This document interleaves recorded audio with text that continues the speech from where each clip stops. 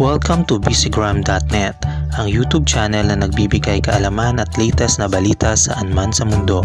Sa episode natin ngayon ay ibabahagi namin sa inyo tungkol sa A to Z Channel 11 na kung saan nga ba mapapanood ang rebranded channel ni Brother Eddie Villanueva. Mainit na usapan nga sa social media ang pagbagong pangalan ng Zoe TV dahil sa block time agreement sa pagitan ng ABS-CBN at Zoe TV. Ihahatid namin ang listahan sa inyo, pero bago ang lahat, kung bago ka pa lamang sa busygram.net YouTube channel ay huwag kakalimutang mag-like at subscribe, pindutin din ang notification bell para ma-notify ka sa mga susunod nating mga videos. Muli ngang nagbabalik ang mga kapamilya show sa ere matapos makumpirma na ang pag-block time ng ABS-CBN sa Zoe TV na ngayon nga ay kilala bilang A to Z Channel 11. Ang pinakahihintay ng lahat na opisyal na broadcast nito ay sa October 10, 2020, eksaktong 3 buwan mula nang tanggalan ng prangkisa ang ABS-CBN ng 70 congressman at hindi rin ang dapat sana ay bagong 25-year franchise ng Kapamilya Network. Ang A to Z Channel 11 ay ang bagong tahanan ng mga pamilya shows na ayon sa kanila ay promised best type of programming at uplifting at inspiring shows of life, love, and hope, educational program, and local and foreign movies.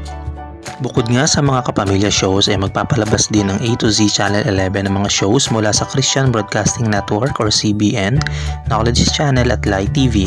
Nauna na naming naibalita na mga kapamilya shows na mapapanood sa A to Z Channel 11 ay mga sumusunod. Ang It's Showtime, Asap Natin To, FPJs Ang Probinsyano, Ang Sa Iyo Ay Akin, Walang Hanggang Paalam, Paano Kita Mapapasalamatan, Iba Yan, I Can See Your Voice, at MMK. Kung wala ngang mababago sa lineup ay ito ang mga kapamilya shows na mapapanood at marami din ang naghihintay kung madadagdagan pa itong mga shows na i-ere sa A to Z Channel 11. Saan at paano nga ba mapapanood ang A to Z Channel 11? Ang A to Z Channel 11 ay mapapanood sa Analog TV at Metro Manila na kalapit na mga probinsya. Kabilang dito ang bahagi ng Cavite, Laguna, Quezon, Rizal, Bataan, Batangas, Bulacan at Pampanga. Wala pang ang balita kung ang A to Z ay mag-e-expand ng kanilang audience reach partikular sa Visayas at Mindanao sa free television, pero sa block time deal sa pagitan nila ng ABS-CBN ay maaring mag-develop sila ng mas malawak na audience reach. Sa kabila naman nito ay ang Zoe TV ay may digital frequencies na channel 20 at 33 sa Light TV channel na maaring gamitin din sa pag-broadcast sa pamamagitan naman ng digital box kagaya ng ABS-CBN TV Plus, subalit abangan natin ang mga susunod mangyayari tungkol dito. Narito ang listahan ng mga cable at satellite providers na kung saan mapapanood ang A to Z Channel 11. Una dyan ang Sky Cable, available sa Channel 11 sa kanilang coverage area ng Mega Manila, kabilang ang Metro Manila, Camanaba, Rizal, South Luzon, Digital Regional, Baguio Cebu, Bacolod, Iloilo, Dumaguete, Jensan at Davao. Ang signal naman ay available nationwide sa Channel 183. Ang GSAT available nationwide pero wala pang announcement sa kung anong channel assignment.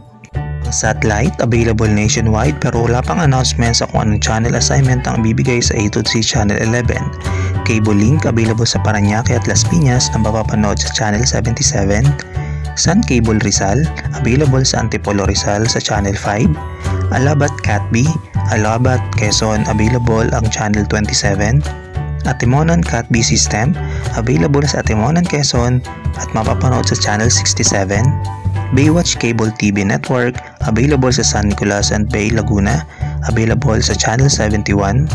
Cable Star Incorporated sa San Mateo at Montalban, Rizal, na available ang Channel 78. Quezon Cable TV Network Incorporated sa Rial at Tignoan, Quezon, na available sa Channel 78 at Claveria Agribase Cable TV sa Claveria, Cagayan para sa Channel 42. Ang ibang mga cable operators nga ay wala pang impormasyon na binibigay sa kung saan ito mapapanood, kaya hintayin din natin ang kanilang mga updates sa susunod mga araw. At yun nga ang latest na balita sa mga kapamilya shows na ipapalabas sa bagong A to Z Channel 11 kasunod ng block time agreement ng ABS-CBN at Zoe TV. Ano ang masasabi mo tungkol dito?